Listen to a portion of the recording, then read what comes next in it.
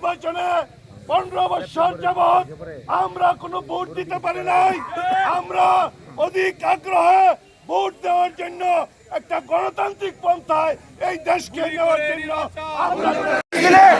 মিছিল পরবর্তী সংক্ষিপ্ত সমাবেশে এই পর্যায়ে সভাপতি বক্তব্য রাখবেন বাংলাদেশ জাতীয়তাবাদী দল বিএনপি কিশোরগঞ্জ জেলা বিএনপির সাবেক বিপ্লবী সহসভাপতি জনাব ইসমাইল হোসেন মধু ভাই আজকের মিছিলের সভাপতি বক্তব্য রাখবেন।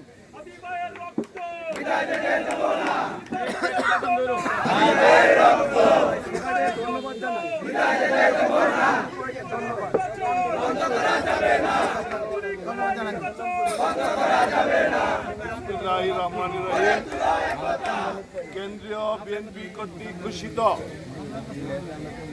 ইনকিলাব মঞ্চের মুখপাত্র ওসমান হাদিকে গুলি করে হত্যা করার চেষ্টার প্রতিবাদে আজকে জেলা বিএনপি কিশোরগঞ্জ জেলা বিএনপি এবং তার অঙ্গ সহযোগী সংগঠন ছাত্রদল, যুবদল, শ্রমিক দল, কৃষক দল, স্বেচ্ছাসেবক দল, উলামা দল, মহিলা দল সহ আজকে যারা এই মিছিলে অংশগ্রহণ করেছেন বাংলাদেশ জাতীয়তাবাদী দল কিশোরগঞ্জ জেলা শাখার পক্ষ থেকে আমি সবাইকে রক্তিম শুভেচ্ছা, লাল গোলাপ শুভেচ্ছা জানাই।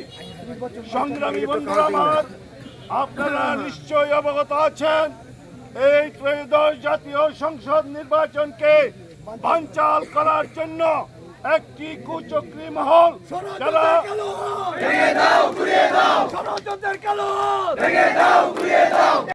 বিগত ফ্যাসিস্ট দূষণ সরকার একত্রিত হয়ে ষড়যন্ত্র করে ইনকিলাব মঞ্চের মুখপাত্র ওসমান হাদিকে প্রকাশ্য দিবালোকে খুন করার উদ্দেশ্যে অতি নিকট থেকে গুলি করেছে ভাইয়েরা আমার।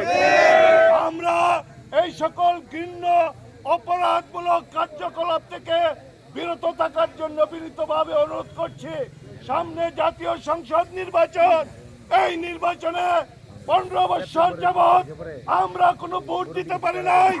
আমরা অধিক আগ্রহে ভোট দেওয়ার জন্য একটা গণতান্ত্রিক পন্থায় এই দেশকে নেওয়ার জন্য